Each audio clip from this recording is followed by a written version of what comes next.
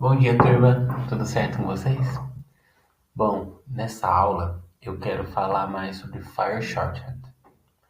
Ela é uma ferramenta desenvolvida especificamente para o padrão HL7 Fire e auxilia na modelagem e personalização dos recursos. Essa modelagem e personalização dos recursos, ela serve para a gente também criar guias de implementação. Mas eu não posso simplesmente falar do Fire Shorthand sem garantir que vocês compreendam alguns assuntos antes. O assunto que já foi falado muitas vezes nesse canal é sobre a documentação do Fire. Okay? Então, essa documentação ela tem uma característica muito importante que eu tenho que destacar. Então, o Fire, na documentação oficial, nos oferece todos esses recursos, todos. E nós podemos usá-los. Se eu quiser fazer uma aplicação hoje e usar o recurso Observation para fazer uma comunicação entre sistemas, eu consigo. Mas os recursos que estão aqui são considerados recursos canônicos. E o que isso significa? Para mim, o jeito mais fácil de explicar é que eles ainda precisam de contexto. O HL7 Fire, a organização por trás, desenvolveu todos esses recursos com uma série de reuniões envolvendo diversos profissionais da TI e da saúde, mas eles não estão inseridos em nenhum contexto, seja nacional, seja estadual, seja dentro de um contexto hospitalar, seja dentro de uma empresa. Eles construíram essa caixa de ferramentas para que pessoas em diversos tipos de realidade pudessem usar esses recursos adaptados e adaptados. O primeiro ponto é esse. Então, isso daqui são recursos canônicos. Vamos entrar no BR Core. BR Core. O que acontece? No Brasil, nós já temos alguns recursos que não são canônicos, então, que sofreram um processo de especificação. Por exemplo, Patient no Brasil, ele é diferente do recurso Patient canônico. O recurso Patient canônico, já mostrei diversas vezes, ele, por exemplo, não tem obrigatoriedade. Ele, por exemplo, coloca um identificador como algo genérico. Eles possuem sim alguns bindings de terminologia, vou explicar isso mais para frente. Mas na maioria dos campos, ele adota uma estrutura genérica para que ele possa ser utilizado em qualquer contexto. O que foi feito? O BR Corporation pegou aquele recurso e provavelmente com Fire Shorthand conseguiu definir todas as regras necessárias para que ele se adeque ao contexto brasileiro. Então, Identifier, que é esse campo aqui,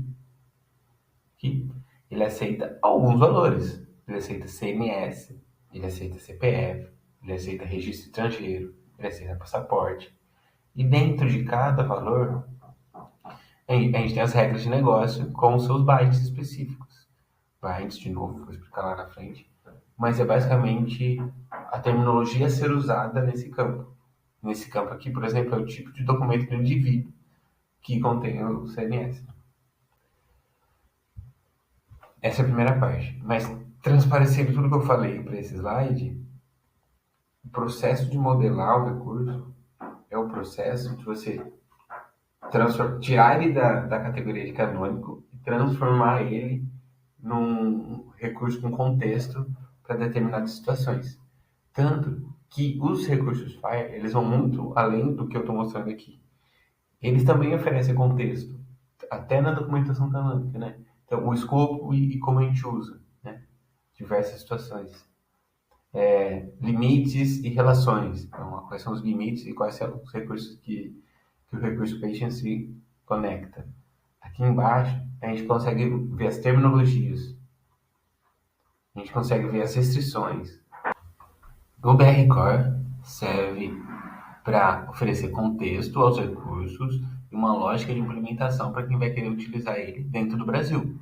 porque ele estava adaptado ao contexto brasileiro.